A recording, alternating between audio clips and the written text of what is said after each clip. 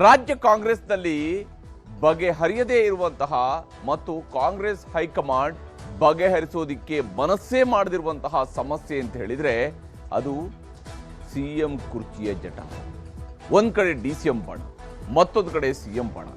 ಎಷ್ಟೇ ಬೇಡ ಬೇಡ ಅಂತೇಳಿ ಕಾಂಗ್ರೆಸ್ ಪಾಳ್ಯದಲ್ಲಿ ಹೇಳ್ತಾ ಇದ್ರು ಕೂಡ ಬಹಳ ಸಲೀಸಾಗಿ ಚರ್ಚೆ ಆಗ್ತಿರುವಂಥ ವಿಚಾರ ಅಂದರೆ ಸಿಎಂ ಬದಲಾವಣೆ, ಸಿಎಂ ಮುಂದುವರಿಕೆ. ಇದುವೇ ಇವತ್ತಿನ ಪಂಚಾಯಿತಿಯ ಮೊದಲ ಸುದ್ದಿ. ನಮ್ಮಪ್ಪನೇ ಮುಖ್ಯಮಂತ್ರಿ. ಅಪ್ಪನ ಪರವಾಗಿ ಮಗ ಮಾತಾಡ್ತಾ ಇದ್ದಾರೆ. ಇದು ಕಾಂಗ್ರೆಸ್ ಪಾಳ್ಯದಲ್ಲಿ ನಡೀತಾ ಇರುವಂತಹ ಬೆಳವಣಿಗೆ. ಒಂದ್ ಕಡೆ ಸಿಎಂ ಸಿದ್ದರಾಮಯ್ಯನವರು ವಿಶೇಷ ಅಧಿವೇಶನ ಮುಗಿತಾ ಇದ್ದಂತೆಯೇ ಬಜೆಟ್ ತಯಾರಿಯಲ್ಲಿ ಬ್ಯುಸಿ ಆಗಿದ್ದಾರೆ. ಇಲಾಖಾವಾರು ಚರ್ಚೆಗಳನ್ನು ನಡೆಸ್ತಾ ಇದ್ದಾರೆ, ಅಹವಾಲುಗಳನ್ನು ಸ್ವೀಕರಿಸ್ತಾ ಇದ್ದಾರೆ, ಬೇರೆ ಬೇರೆಯವ್ರನ್ನ ಕರೆಸಿ ಅವರಿಂದ ಮಾಹಿತಿಗಳನ್ನು ಪಡ್ಕೊಳ್ತಾ ಇದ್ದಾರೆ. ಮತ್ತೊಂದೆಡೆ ಅವರ ಕುರ್ಚಿಯನ್ನೇ ಜಗ್ಗಾಡುವ ಕೆಲಸ ಜೋರಾಗ್ತಾ ಇದೆ. ಶಿವಕುಮಾರ್ ಅವರ ಆಪ್ತ ಶಾಸಕನೇ ಒಂದು ಮಾತಿನ ಬಾಣವನ್ನು ಪ್ರಯೋಗಿಸಿದರು. ಸೆಷನ್ ಮುಗಿತು, ಹೈಕಮಾಂಡ್ನವರು ಡೆಲ್ಲಿಗೆ ಕರೆಸ್ಕೊಳ್ಬಹುದು, ಮಾತಾಡಬಹುದು ಅಂತ. ಇವತ್ತು ಸಿಎಂ ಪುತ್ರ ಹೇಳ್ತಾ ಇದ್ದಾರೆ, ಆಲ್ರೆಡಿ ಹೈಕಮಾಂಡ್ನವರು ಒಂದು ಸಿಗ್ನಲ್ ಅನ್ನು ಕೊಟ್ಟಿದ್ದಾರೆ, ಬಹಳ ಕ್ಲಿಯರ್ ಸಿಗ್ನಲ್ ಇದೆ, 5 ವರ್ಷ ಕೂಡ ನಮ್ಮ ಅಪ್ಪನೇ ಮುಖ್ಯಮಂತ್ರಿಯಾಗಿ ಮುಂದುವರಿಬಹುದು ಅಂತ ಹೇಳ್ತಾರೆ. ಹಾಗಾದ್ರೆ ಅಸಲಿಗೆ ಕಾಂಗ್ರೆಸ್ ಪಾಳ್ಯದಲ್ಲಿ ಏನು ನಡೀತಿದೆ, ಎಂತೆಂಥ ಮಾತುಗಳು ಬರ್ತಾ ಇದ್ದಾವೆ? ಇದರ ನಡುವೆ ಕಾಂಗ್ರೆಸ್ ಮತ್ತು ಬಿಜೆಪಿ ನಡುವೆ ನಡೀತಾ ಇರುವಂತಹ ಜಾಹೀರಾತು ಯುದ್ಧ ಅದು ಇನ್ನೊಂದು ಹಂತಕ್ಕೆ ಬಂದು ತಲುಪಿದೆ. ಅದರ ಬಗ್ಗೆ ಕೂಡ ಒಂದು ವಿವರವಾದಂಥ ವರದಿಯನ್ನು ತೋರಿಸ್ತೀನಿ ಇವತ್ತಿನ ಪಂಚಾಯಿತಿಯ ಮೊದಲ ಸುದ್ದಿಯಲ್ಲಿ. ಇನ್ನು ಇವತ್ತಿನ ಪಂಚಾಯಿತಿಯ ಎರಡನೇ ಸುದ್ದಿ, ಏನಿದು ತಿಮ್ಮಪ್ಪ? ತಿರುಪತಿ ತಿಮ್ಮಪ್ಪ ಭಕ್ತರ ಪಾಲಿನ ನೆಚ್ಚಿನ ದೇವರು. ವರ್ಷಕ್ಕೊಮ್ಮೆ ಆದರೂ ದೇವರನ್ನು ನೋಡಿ ಬರಬೇಕು ಅಂತ. ಕೆಲವರು ತಿಂಗಳಿಗೊಮ್ಮೆ ಹೋಗೋರಿದ್ದಾರೆ, 3 ತಿಂಗಳಿಗೊಮ್ಮೆ ಹೋಗುವಂಥವ್ರು ಇರ್ತಾರೆ. ಆದರೆ ವರ್ಷಕ್ಕೊಮ್ಮೆ ಆದರೂ ಕೂಡ ಬೆಟ್ಟಕ್ಕೆ ಹೋಗಿ ಬರಬೇಕು ಅಂತ ಹೇಳಿ ಹೋಗಿ ಬರ್ತಾ ಇರುವಂಥವರೇ ಕೋಟಿ ಕೋಟಿ ಭಕ್ತರಿದ್ದಾರೆ.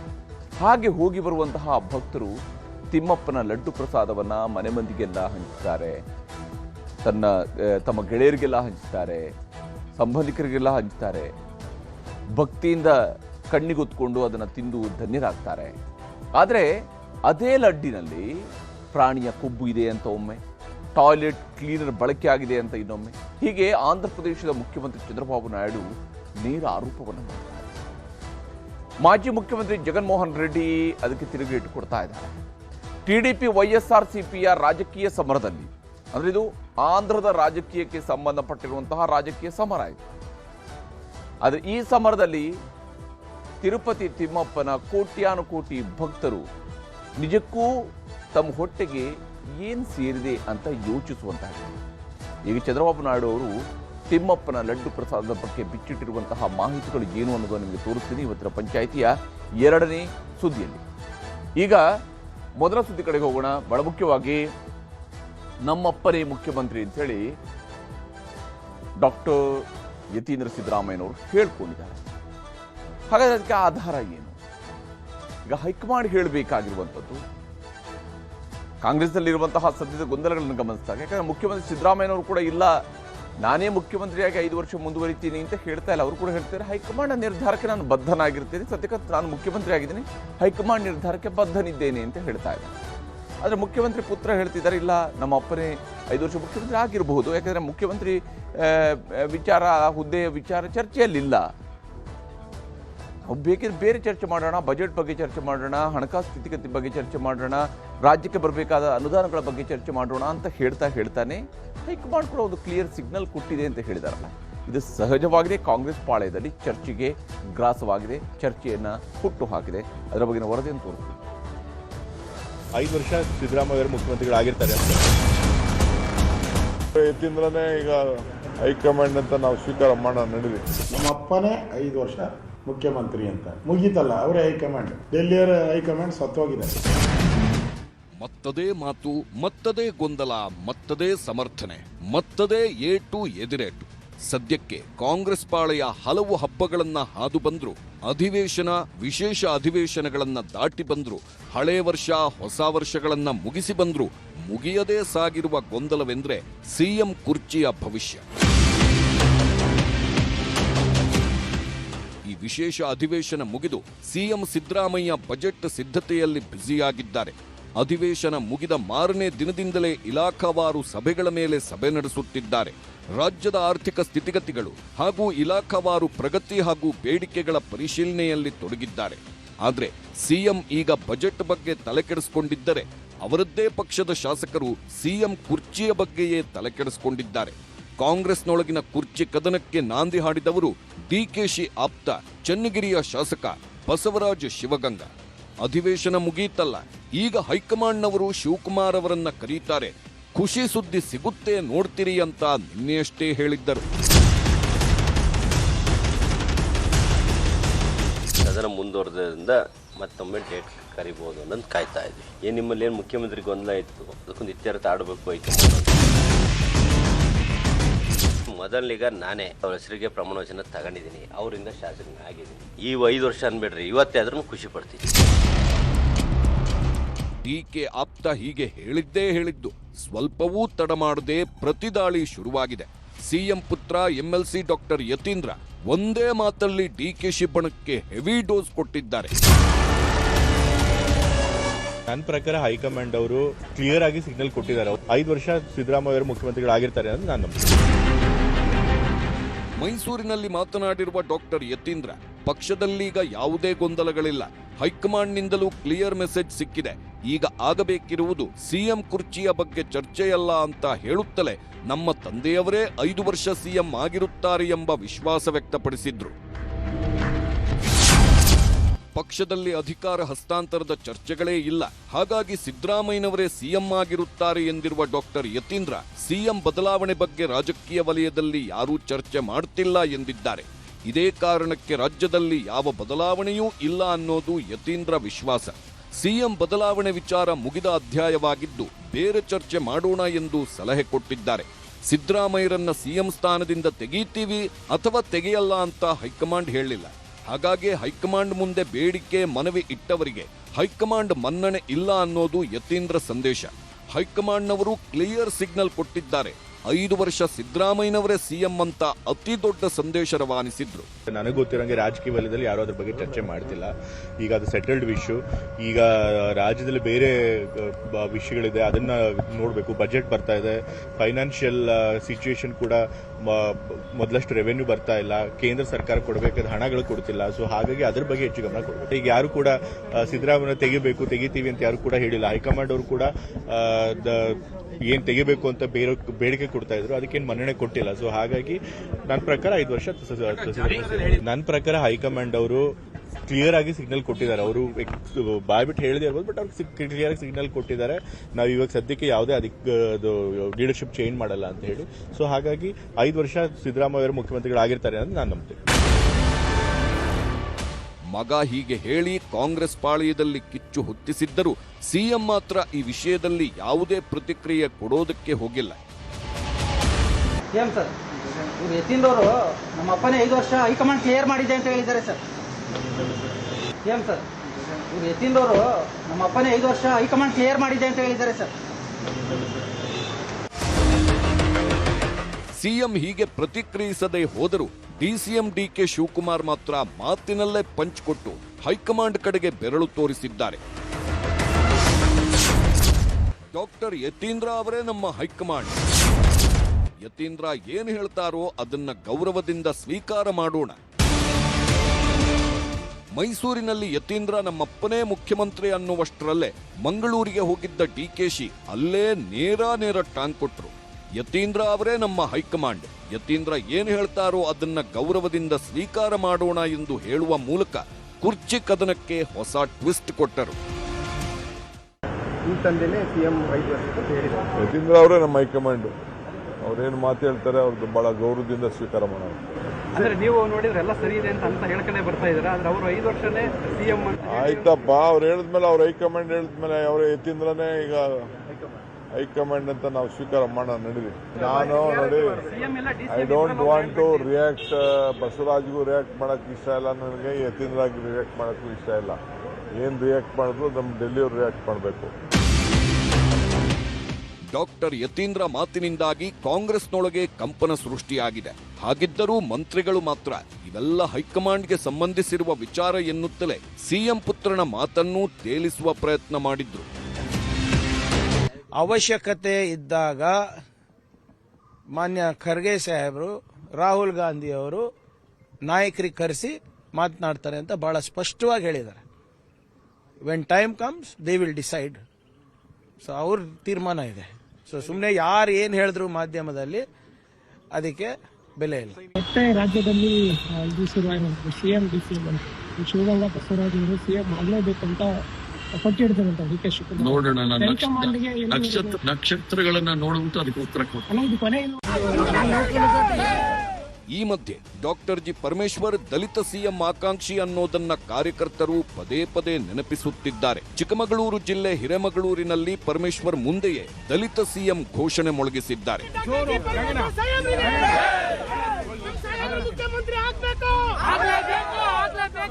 ಕಾರ್ಯಕರ್ತರ ಘೋಷಣೆ, ಯತೀಂದ್ರ ಮಾತಿನ ಬಗ್ಗೆ ಮಾತನಾಡಿದ ಪರಮೇಶ್ವರ್, ಎಲ್ಲವೂ ನಾವು ಅಂದ್ಕೊಂಡಂತೆ ಆಗಲ್ಲ, ಹೈಕಮಾಂಡ್ ತೀರ್ಮಾನವೇ ಅಂತಿಮ ಎಂದ್ರು. ಇದೆಲ್ಲ ನಾವ್ಯಾರು ತೀರ್ಮಾನ ಮಾಡಿ ಸರ್, ಅದಕ್ಕೆ ಅವರು ಯತೀಂದ್ರ ಅವರು ಹೇಳಿರೋದು ಹೈಕಮಾಂಡ್ ನಮಗೆ ಗ್ರೀನ್ ಸಿಗ್ನಲ್ ಕೊಟ್ಟಿದೆ. ಕೆಲವರು ಬದಲಾವಣೆ ಬಯಸಿದ್ರು. ನಮಗೆ ನೋಡಿ, ಒಂದು ಸ್ಥಿರವಾದ ಆಡಳಿತವನ್ನು ಕೊಡುವಂಥ ಸರ್ಕಾರ ಬೇಕು. ಅದನ್ನು ಸಿದ್ದರಾಮಯ್ಯನವರು ನಡೆಸ್ಕೊಂಡು ಬರ್ತಾ ಇದ್ದಾರೆ.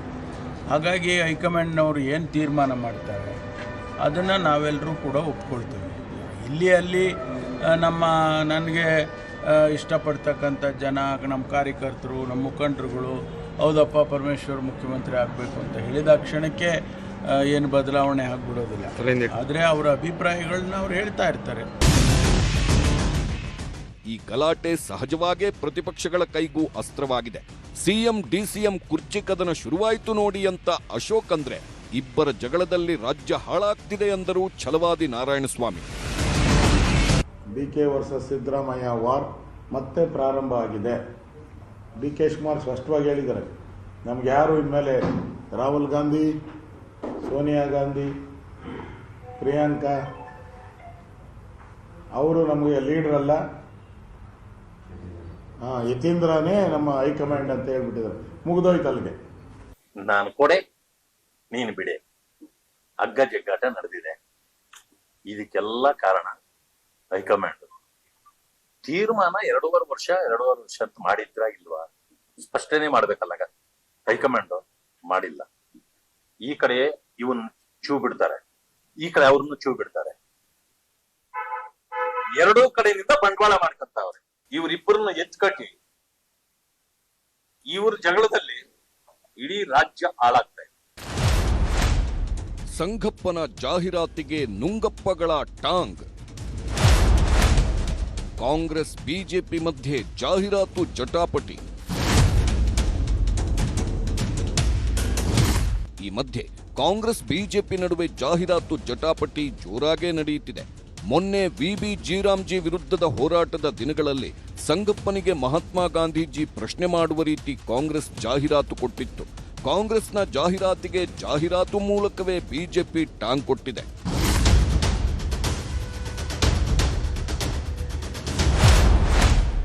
ಮಹಾತ್ಮರನ್ನೇ ಬಂಡವಾಳ ಮಾಡಿಕೊಂಡ ನುಂಗಪ್ಪಗಳು ಹೆಸರಿನಡಿ ಜಾಹೀರಾತು ನೀಡಿರುವ ಬಿಜೆಪಿ ಸಿದ್ದಪ್ಪ, ರಾಗಪ್ಪ, ಮಲ್ಲಪ್ಪ ಹಾಗೂ ಎಲ್ಲಾ ನುಂಗಪ್ಪಗಳಿರಾ ಎಂದು ತಿರುಗೇಟು ಕೊಟ್ಟಿದೆ. ಸಿದ್ದರಾಮಯ್ಯ, ರಾಹುಲ್, ಮಲ್ಲಿಕಾರ್ಜುನ್ ಖರ್ಗೆಗೆ ಗಾಂಧೀಜಿ ಹೊಡೆಯೋ ರೀತಿಯ ಜಾಹೀರಾತು ಕೊಟ್ಟಿದೆ.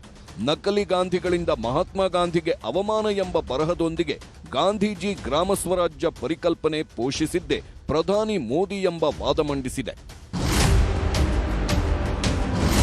ಆದರೆ ಬಿಜೆಪಿ ಜಾಹೀರಾತಿಗೆ ತಿರುಗೇಟು ನೀಡಿರುವ ಕಾಂಗ್ರೆಸ್ ನಾಯಕರು ಮುಖ್ಯವಾಗಿ ಗಾಂಧೀಜಿ ಕೈಯಲ್ಲಿ ಕೋಲಿಂದ ಹೊಡೆಸುವ ರೀತಿಯ ಜಾಹೀರಾತು ಕೊಟ್ಟಿರುವುದೇ ಗಾಂಧಿ ತತ್ವಗಳನ್ನು ಮುಗಿಸುವ ಹುನ್ನಾರ ಎಂದಿದ್ದಾರೆ. ಅಹಿಂಸೆಯನ್ನೇ ಅಸ್ತ್ರವಾಗಿಟ್ಟುಕೊಂಡಿದ್ದ ಗಾಂಧಿ ಕೈಗೆ ಲಾಠಿ ಕೊಟ್ಟಿದ್ದಾರೆ ಎಂದು ಅಸಮಾಧಾನ ಹೊರಹಾಕಿದ್ದಾರೆ. ಗಾಂಧೀಜಿಯವರನ್ನ ದೈಹಿಕವಾಗಿ ಮುಗಿಸಿದ್ದಾರೆ, ಈಗ ಸಿದ್ಧಾಂತವನ್ನ ಮುಗಿಸ್ಲಿಕ್ಕೆ ಹೊರಟಿದ್ದಾರೆ. ನಮ್ಮ ಪ್ರಶ್ನೆಗೆ ಉತ್ತರ ಕೊಡ್ಲಿಕ್ಕೆ ಆಗ್ಲಾರ್ದೆ ಇವರು ವೈಯಕ್ತಿಕವಾಗಿ ಹೀಗೆ ನಿಂದನೆ ಮಾಡ್ಲಿಕ್ಕೆ ಹೊರಟಿದ್ದಾರೆ. ಈಗ ನಮ್ಮ ಜಾಹೀರಾತು ಇರ್ಬೋದು, ಅವರ ಜಾಹೀರಾತಲ್ಲಿ ವ್ಯತ್ಯಾಸ ನೋಡಿ. ನಾವು ಸಾರ್ವಜನಿಕರ ಪ್ರಶ್ನೆಗೆ ಉತ್ತರವನ್ನು ಕೇಳಿದ್ದೀವಿ. ಇವ್ರ ಜಾಹೀರಾತಿನಲ್ಲಿ ಏನಿದೆ? ಉದ್ದೇಶಪೂರ್ವಕವಾಗಿ ಗಾಂಧೀಜಿಯವರು ಹಿಂಸೆ ಮಾಡೋದು ತೋರಿಸೋದಿದೆ, ಅವರಿಗೆ ಅನ್ಸೋದಂತ ಇದೆ.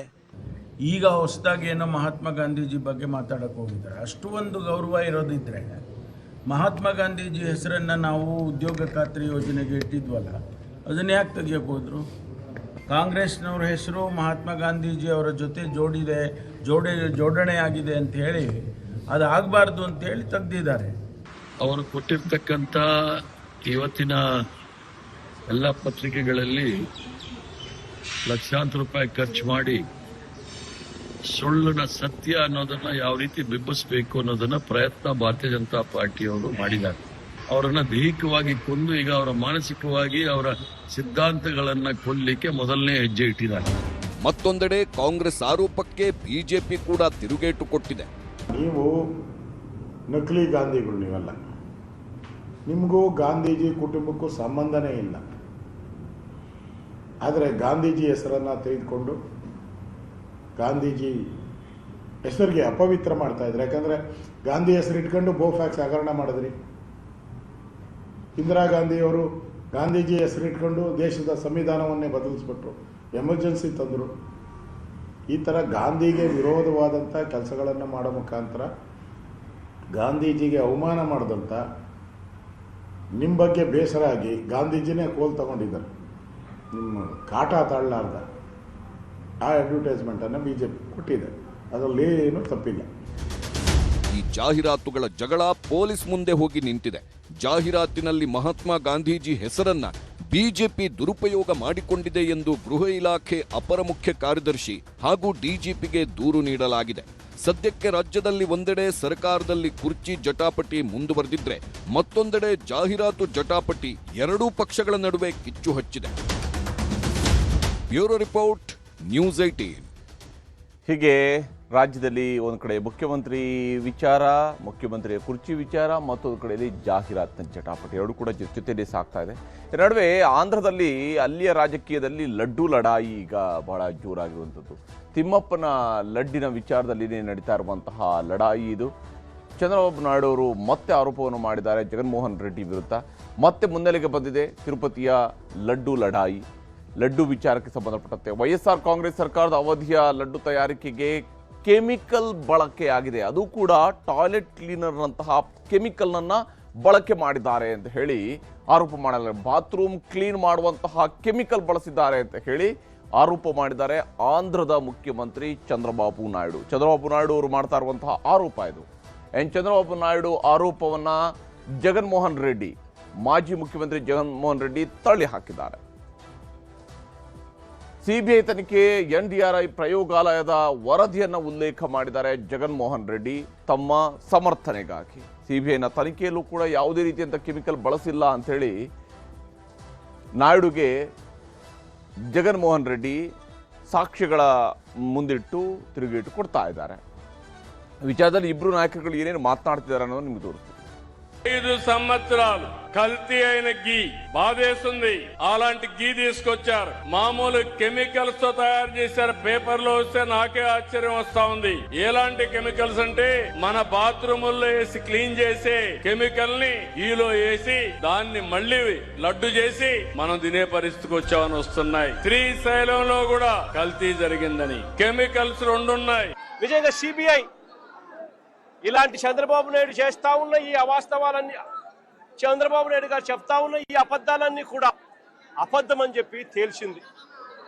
సిబిఐ ఫైల్ చేసిన ఛార్జ్ షీట్లో ఏకంగా NDDB national dairy development board research institute సంబంధించిన lab report, NDRI national development research ఇన్స్టిట్యూట్కి సంబంధించిన ల్యాబ్ రిపోర్టు, ఈ రెండు కూడా కేంద్ర ప్రభుత్వ సంస్థలు, రీసెర్చ్ ఇన్స్టిట్యూట్స్.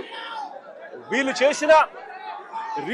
చేసిన శాంపుల్స్ అన్ని కూడా, ల్యాబ్ అనాలిసిస్ అన్ని కూడా చంద్రబాబు నాయుడు గారు ముఖ్యమంత్రిగా ఉండగా, చంద్రబాబు నాయుడు గారు టీటీడీ ఈఓ, చంద్రబాబు నాయుడు గారి మనిషి టీటీడీ ఈఓగా ఉండగా, చంద్రబాబు నాయుడు గారి హయాంలో సేకరించిన ఈ నమూనాలు ఇవి సిబిఐ వాళ్ళ ఆధ్వర్యంలో NDDBకి NDRIకి పంపించి ల్యాబ్ రిపోర్ట్లు అక్కడి నుంచి వచ్చి ఆ ల్యాబ్ ರಿಪೋರ್ಟ್లలో ನಿರ್ಧಾರಣ ಅయింది.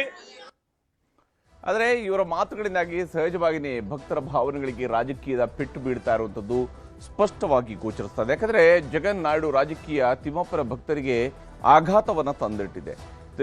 ಚಂದ್ರಬಾಬು ನಾಯ್ಡು ಹೇಳ್ತಾ ಇದ್ದಾರೆ ಬಾತ್ರೂಮ್ ಕ್ಲೀನರ್ನ ಕೆಮಿಕಲ್ ಬಳಕೆ ಮಾಡಿದ್ದಾರೆ ಅಂತೇಳಿ. ರಾಜಕೀಯ ಜಟಾಪಟಿಯಿಂದಾಗಿ ಲಡ್ಡು ತಿಂದಿರುವ ಭಕ್ತರಿಗೆ ನೆಮ್ಮದಿ ಭಂಗವಾದಂತೆ ಪರಿಸ್ಥಿತಿಯಾಗಿದೆ. ರಾಜಕೀಯ ಬಿಡಿ ಭಾವನೆಗಳೊಂದಿಗೆ ಆಟ ಆಡಬೇಡಿ ಅಂತೇಳಿ ತಿಮ್ಮಪ್ಪನ ಭಕ್ತರು ಆಗ್ರಹಿಸುವಂತಾಗಿದೆ. ನಿಜಕ್ಕೂ 5 ವರ್ಷಗಳ ಕಾಲ ತಿಮ್ಮಪ್ಪನ ಲಡ್ಡು ಅಪವಿತ್ರಗೊಂಡಿತ್ತ? ಯಾಕಂದರೆ ಚಂದ್ರಬಾಬು ನಾಯ್ಡು ಅವರ ಮಾತುಗಳನ್ನು ಕೇಳಿದಾಗ ಆ ರೀತಿಯಾದಂತಹ ಅನುಮಾನ ಬರುತ್ತೆ. ಕೆಮಿಕಲ್ ಬಳಕೆ ಮಾಡಿದರೆ ಅದು ಯಾವ ಪ್ರಮಾಣದಲ್ಲಿ ಬಳಕೆ ಆಗ್ತಾ ಇತ್ತು, ಎಷ್ಟು ಪ್ರಮಾಣದಲ್ಲಿ ಬಳಕೆ ಮಾಡ್ತಾ ಇದ್ರು ಅಂತೇಳಿ ತಿಮ್ಮಪ್ಪನ ಲಡ್ಡುವನ್ನು ಭಕ್ತಿಯಿಂದ ತಿಂದಿರುವಂತಹ ಭಕ್ತರಿಗೆ ಆತಂಕ ತಂದಿಟ್ಟಿದೆ ಈ ರಾಜಕೀಯ ಜಟಾಪಟಿ.